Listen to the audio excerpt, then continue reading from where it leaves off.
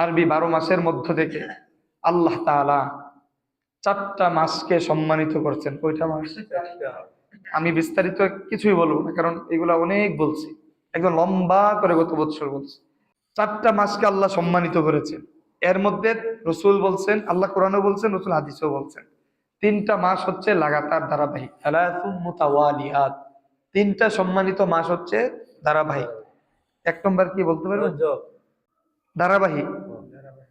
জিলকদ, জিলহজ, মুহররম। জিলকদ, দেখেন আপনারা আমার উপর রাগ করেন কিনা আমি জানি না, হয়তো বা করতেও পারেন। দেখেন আমরা মুসলমান না, তো আমাদের ইসলামী যে নিদর্শনগুলা, মানে মুসলমানদেরকে আল্লাহ খাস যেগুলা স্পেশালি দিয়েছে, এগুলা যদি আমরা না জানি, বলেন এগুলো হিন্দুরা জানবে না? এগুলা কি বুদ্ধরা জানবে, খ্রিস্টানরা জানবে? তো এগুলো আমাদের জানা দরকার না? এই জন্য আমি খুঁটিনাটি একদম চুলচেরা বিশ্লেষণ করে আমি এগুলা বলি। কেন বলি? যেগুলো আমরা যদি এগুলো জানতে পারি, কারণ এগুলো তো আমরাই জানবো, এগুলো অন্যরা তো জানবে না, অন্যরা তো জানার বিষয় না। আপনি ইসলামের একদম গভীর জ্ঞান আপনার উপর আল্লাহ ফরজ করে নাই, ফরজে আইন প্রত্যেকটা মুসলমানের উপর ইসলামের গভীর জ্ঞান আল্লাহ ফরজ করে নাই। আপনি জীবনে চলতে গেলে যে যে মাসালার সম্মুখীন হবেন, এইগুলা জানা আপনার জন্য ফরজ, বুঝছেন? কিন্তু একদম চুলচেরা বিশ্লেষণ সব জানা আল্লাহ আপনার উপর ফরজ করেন। কিন্তু ইসলামের যে একদম বাহ্যিক যে নিদর্শনগুলা, যেগুলো একদম সুস্পষ্ট, এগুলা তো আমাদের জানা থাকা দরকার। এই যে 3টা মাস ধারাবাহিক, আর আরেকটা হচ্ছে ওয়া রাজাবু বাইনা জুমাদাল উখরা ওয়া শাবান। আর 4 নম্বর হচ্ছে রজব মাস, যেটা জুমাদাল উখরা এবং শাবান, এই 2 মাসের মাঝখানে। যে জুমাদাল উখরা, এরপরে রজব, এরপরে শাবান। তাহলে রজবটা কখন হইলো? শাবান এবং জুমাদাল উখরা দুইটার কি মাঝে না? জুমাদাল উখরার পরেই তো রজব, এরপরেই তো শাবান। এগুলা মনে রাখবেন, এগুলা মনে রাখা দরকার তো। তাহলে সম্মানিত 4 মাস কয়টা ভাই বলেন? 4টা। 1 নম্বর জিলকদ, জিলহজ, মুহররম, সালাসুম মুতাওয়ালিয়াত। এই 3টা আমি কেন বললাম? কারণ 3টা লাগাতার রসুল বলছেন, একদম একটার পরে একটা। আর 4 নম্বর ওয়া রাজাবু বাইনা জুমাদাল উখরা ওয়া শাবান। আর 4 নম্বর হচ্ছে রজব মাস, যেটা জুমাদাল উখরা এবং শাবানের মধ্যে। এবার আসেন, এই কথাটা কেন টানলাম? আল্লাহর নবী ইবনে আব্বাস থেকে সুস্পষ্ট বর্ণনা আসছে, আল্লাহ যেমন এই 4টা মাসকে সম্মানিত করছে, ঠিক তদ্রুপ ভাবে রসুল বলছেন, যেহেতু এই 4 মাস অন্যান্য মাসের তুলনায় সম্মানিত, এই 4 মাস অন্যান্য মাসের তুলনায় বরকতপূর্ণ, আলাদা করে ফেলছে আল্লাহ। এই জন্য এই 4 মাসে একটা যে নেক আমল করবে, এই নেক আমলের পাওয়ারটা অন্যান্য মাসের নেক আমলের পাওয়ারের তুলনায় বেশি হবে।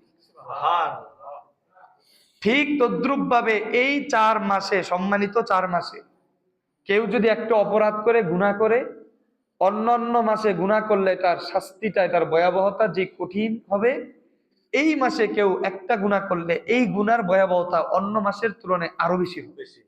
তাইলে সওয়াব করলেও সওয়াবের ওজনটা বড়, আবার গুনাহ করলেও, পাপ করলেও পাপের ওজনটা বড়। তাইলে বলেন, এই 4 মাস আল্লাহ দিছে সম্মানিত। ইভেন জানেন এই 4 মাসে আল্লাহ সম্মানিত করছে না? আইয়ামে জাহিলিয়াত, মানে বর্বরতার যুগ, রসুলের যুগে, ওই যুগের কালচারই ছিল ঝগড়া।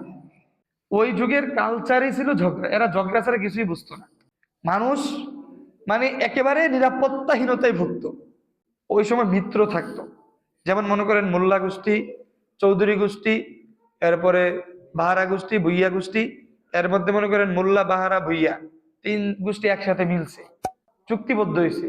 আবার এর বিপরীত আরেকটা 3 গোষ্ঠী, 2 গোষ্ঠী, তারা আবার ঐক্যবদ্ধ হয়েছে। তোদের যে কোনো একজনকে অ্যাটাক করলে যে করবে, আমরা 3 জন ঐক্যবদ্ধ ভাবে তোদের উপর আক্রমণ করবো। ঠিক ওই যুগে এরকমই পরিস্থিতি ছিল। ওই যুগে ছিল কবিলা, গোত্র আকারে, বুঝছেন? এরা মিত্র মিত্র চুক্তি বলা হতো। মানে একজন আক্রমণের শিকার হইলে তাদের মিত্র চুক্তির আওতাধীন যারা ছিল তারা সবাই ঝাঁপিয়ে পড়ত। তো তারা পর্যন্ত এই 4 মাসে কোনো ঝগড়া বিবাদ করতো না। এই 4 মাসকে তারাও এতটা সম্মান করত, তারা ঝগড়া বিবাদ করত না। যেমন বলেন আমরা করি, বলেন না আমরা করিনি? তাহলে আমরা যদি করি, তাহলে আমরা তার থেকে ভালো না খারাপ? আমি বলবো না, আপনারই বুঝে নিয়ে।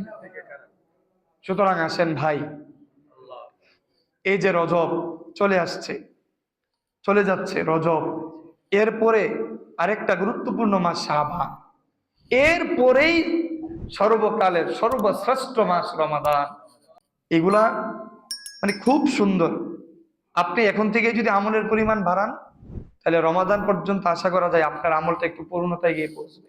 এই জন্য আসেন, এখন থেকে একটু নিয়ত করেন, এখন থেকে একটু নিয়ত করেন যেন এই মাসগুলো আমরা কদর করতে পারি। আমরা কদর না করলে আল্লাহর কিছুই হবে না, আল্লাহর কিছু আসেও না, যায় না।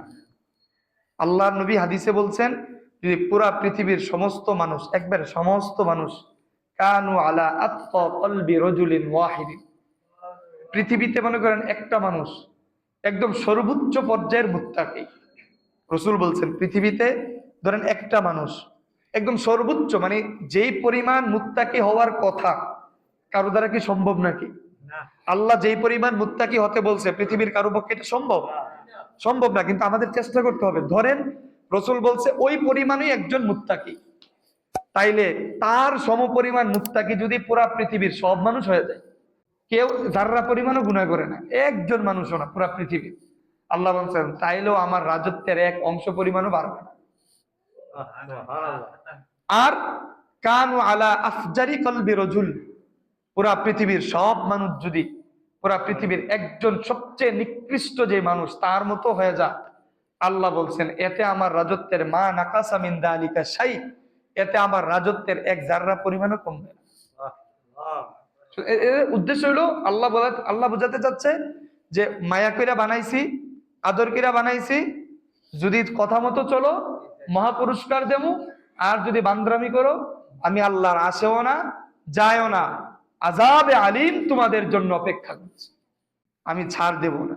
হাসরের ময়দানে আল্লাহ ইনসাফের বিচার কায়েম করবে, ইনসাফের বিচার। এখানে কে ধনী, কে গরিব, কে মন্ত্রী, কে এমপি, কে চেয়ারম্যান, কে ব্যবসায়ী, কে কৃষক, কে ছোট, কে বড়, আল্লাহ এগুলার মধ্যে তফাৎ করবেন না। হাসরের ময়দানে আল্লাহ ইনসাফের কায়েম, ইনসাফের বিচার প্রতিষ্ঠা করবেন। দুনিয়াতে তোমার দল বড়, তুমি বড় ভাই, তুমি ছোট ভাই, তোমার একটু শক্তি বেশি, তোমার একটু টাকা বেশি, তোমার গোত্রের লোকেরা একটু তোমার পক্ষে তোমার টাকার কারণে, এই বলে তুমি আরেক ভাইয়ের উপর জুলুম করবা, আরেক ভাইয়ের সম্পদ মেরে খাইবা, আরেক ভাইয়ের সাথে দুর্ব্যবহার করবা, আরেক ভাইয়ের উপর জুলুম করবা, আরেকজনের হক মেরে খাইবা।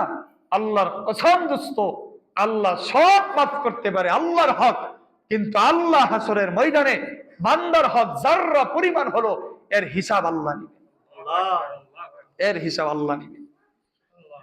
আমি খাইছি আমার ভাইয়ের হক, আল্লাহ যেমন আমার থেকে এর বদলা নিবেন, ঠিক তদ্রুপ ভাবে আমার ভাইয়ের হক খেতে আমারে যে অন্যায় ভাবে সহযোগিতা করেছে ওই জালেমের বিচার আল্লাহ হাসরের ময়দানে করবে, ওই জালেমের বিচার আল্লাহ হাসরের ময়দানে করবে।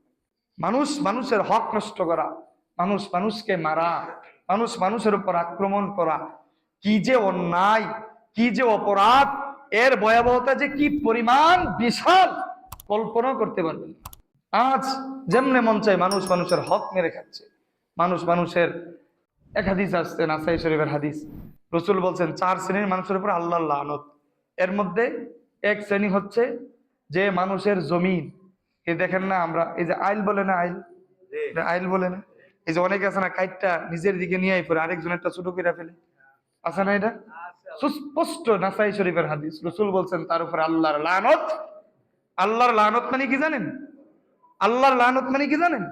মানে আপনার উপরে কোনো ফেরেশতাদের দোয়া নাই, রহমত নাই, আপনার উপরে কোনো ভালো মানুষের দোয়া নাই, রহমত নাই, ইভেন আপনার উপরে ফেরেশতাদেরও রহমত নাই, আল্লাহর রহমত তো নাই, মানে আপনি আল্লাহর রহমতের দরজা থেকে চিরদিনের জন্য বঞ্চিত। এর অর্থ হলো লানত, এর অর্থ হলো লানত। মানুষের হক মেরে খেলে আল্লাহর অভিশাপ আপনার উপর পড়বে, আজ হোক কাল হোক। সুতরাং সাবধান হয়ে যান, পারলে নিজে একটু লস দিবেন, কিন্তু আরেকজনকে লসের সম্মুখীন করবেন না।